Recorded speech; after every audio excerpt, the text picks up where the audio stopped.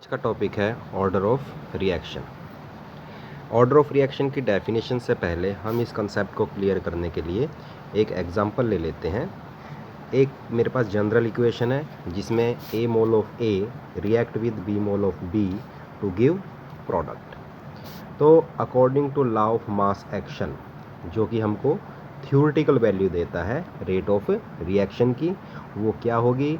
Rate is equal to K into molar concentration of A raise to power stoichiometric coefficient into molar concentration of B raise to power its stoichiometric coefficient. Law of mass action ये देगा हमको theoretical value, लेकिन जो actual value देगा rate of reaction की वो कौन देगा आपको? Rate law. तो रेट लॉ क्या कहता है कि जो रेट ऑफ रिएक्शन है वो डिपेंड करती है जो कंसंट्रेशन ऑफ रिएक्टेंट A है उसकी पावर अल्फ़ा और जो मोलर कंसंट्रेशन B है उसकी पावर बीटा। तो ऑर्डर ऑफ रिएक्शन की कैलकुलेशन के लिए आपको पता होना चाहिए इक्वेशन का रेट लॉ क्या है। ठीक है, मान लीजिए ऊपर वाली जो जनरल इक्वेशन है उसका रेट लॉ क्या है? K A की पावर अल्फ़ा इंटू B की पावर बीटा। अब मुझे क्या करना है, इस केमिकल इक्वेशन के लिए क्या निकालना है? ऑर्डर निकालना है। तो मैं क्या करूँगा, इसके रेट लॉ से अल्फ़ा और बीटा की वैल्यू लूँगा कि भाई कितनी पावर्स हैं कंसंट्रेशन की, और उन दोनों को क्या कर दूँगा? ऐड कर दूँगा।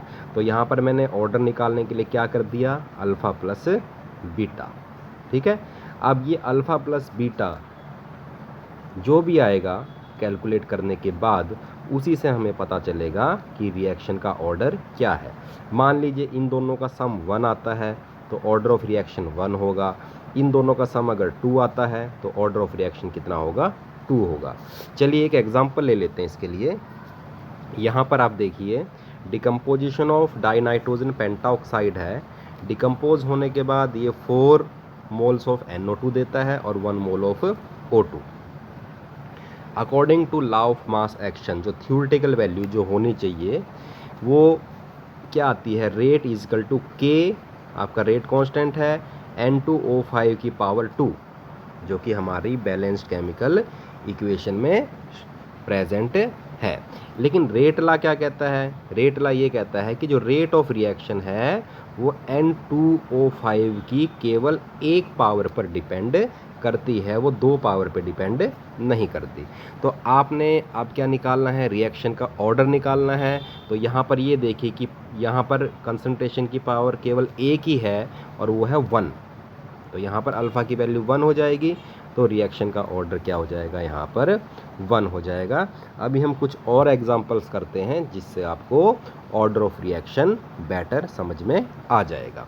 तो क्या डेफिनेशन है ऑर्डर ऑफ रिएक्शन की? चलिए वो कर लेते हैं। The order of reaction it is the sum of the powers. ठीक है, जो अल्फ़ा और बीटा थी विच आर रेज्ड का मतलब जो हैं ऊपर चढ़ी हुई हैं। किसके चढ़ी हुई हैं? कौन सी टर्म के? कंसंट्रेशन टर्म के। कौन से एक्सप्रेशन में? रेट लॉ एक्सप्रेशन में। इनको हम जोड़ देंगे और वो क्या बताएगा आपको? ऑर्डर ऑफ रिएक्शन बताएगा। अब अल्फ़ा प्लस बीटा, इसकी वैल्यू 0 भी हो सकती है, अल्फ़ा प्लस बीटा की वैल्यू 1 भी हो सकती है, अल्फ़ा प्लस बीटा की वैल्यू 2 भी हो सकती है, अल्फ़ा प्लस बीटा की वैल्यू फ्रैक्शनल भी हो सकती है, ठीक है। अगर अल्फ़ा प्लस बीटा की वैल्यू 0 आती है तो इसका मतलब वो 0 ऑर्डर रिएक्शन है, 1 आती है तो वो फर्स्ट ऑर्डर रिएक्शन है, अल्फ़ा प्लस बीटा की वैल्यू 2 आती है तो वो सेकेंड ऑर्डर रिएक्शन है। चलिए अब हम कुछ एग्जाम्पल्स करते हैं ऑर्डर के। सबसे पहले हम एग्जाम्पल करेंगे 0 ऑर्डर के। 0 ऑर्डर का ये मतलब है कि जो रेट ऑफ रिएक्शन है वो कंसंट्रेशन पे डिपेंड नहीं करती है। ठीक है, जैसे ये रिएक्शन है, देखिए hydrogen H2 plus Cl2 in the presence of light, और ये बनेगा आपका 2HCl। तो अगर मैं इस रिएक्शन का ऑर्डर लिखूं तो इस रिएक्शन का ऑर्डर कितना है? जीरो, क्योंकि जो इसका रेट ला आता है वो आता है रेट इज इक्वल टू के इंटू H2 की पावर जीरो और Cl2 की भी पावर जीरो। कहने का मतलब ये है कि जो इसका रेट है ना तो हाइड्रोजन की कंसंट्रेशन पे डिपेंड करता है, ना ही क्लोरीन की कंसंट्रेशन पे डिपेंड करता है। तो ये कैसे हो सकता है कि आपकी जो रेट ऑफ रिएक्शन हो किसी की कंसंट्रेशन पे भी डिपेंड ना करे? देखिए, ये रिएक्शन तभी होगी जब हमारे पास क्या प्रेजेंट है, लाइट। लाइट अगर है, फोटॉन्स अगर प्रेजेंट हैं तो ये रिएक्शन होगी, नहीं तो ये रिएक्शन नहीं होगी। चाहे आप हाइड्रोजन और क्लोरीन की मोलर कंसंट्रेशन कितनी भी ले लें, ये रिएक्शन नहीं होगी। तो इसका मतलब ये है कि ये रिएक्शन किस पे डिपेंड करती है? केवल लाइट पे, कंसंट्रेशन पे डिपेंड नहीं करती। तो ये क्या हुई आपकी? It is zero order. ठीक है, फर्स्ट ऑर्डर की हमने अभी थोड़ी देर पहले ही करी थी।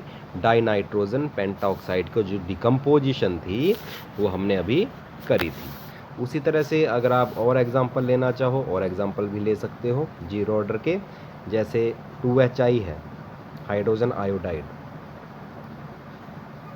In the presence of gold, heating H2 plus I2। यहाँ पर जो रिएक्शन होगी वो किसके प्रेजेंस में होगी? गोल्ड के प्रेजेंस में। अगर गोल्ड नहीं होगा, गोल्ड का सरफेस नहीं होगा, तो जो HI मॉलिक्यूल्स हैं वो आपस में रिएक्ट नहीं करेंगे। तो इसका जो रेट ला क्या लिखा जाएगा? रेट इज इक्वल टू के इंटू HI की पावर जीरो। ये है इस रिएक्शन का रेट ला। तो ऑर्डर क्या होगा? रेट ला में जो पावर्स हैं उनका सम, तो पावर तो जीरो ही है, तो ये रिएक्शन भी कौन सी हुई आपकी? Zero order. चलिए अब फर्स्ट ऑर्डर की बात करते हैं। फर्स्ट ऑर्डर में मैं एग्जांपल ले रहा हूँ decomposition of hydrogen peroxide. Hydrogen peroxide का फॉर्मूला है H2O2 और ये बनेगा आपका H2O प्लस हाफ O2। जो इसका रेट ला है, रेट इज इक्वल टू के इंटू H2O2, ये है इसका रेट ला। तो हम ऑर्डर निकाल सकते हैं, जो भी कंसंट्रेशन टर्म है, जो उसकी पावर है, वही क्या होगा? रिएक्शन का ऑर्डर होगा। तो इसमें रिएक्शन का ऑर्डर क्या होगा आपका? 1। क्यों? क्योंकि H2O2 की पावर कितनी है? केवल 1 ही है। ठीक है, इसी तरह से आपकी सेकंड ऑर्डर रिएक्शंस भी हैं, थर्ड ऑर्डर रिएक्शंस भी हैं और फ्रैक्शनल ऑर्डर रिएक्शन भी है। तो ये बहुत इम्पोर्टेंट है क्वेश्चन और 1 नंबर का बोर्ड एग्ज़ाम में आ जाता है।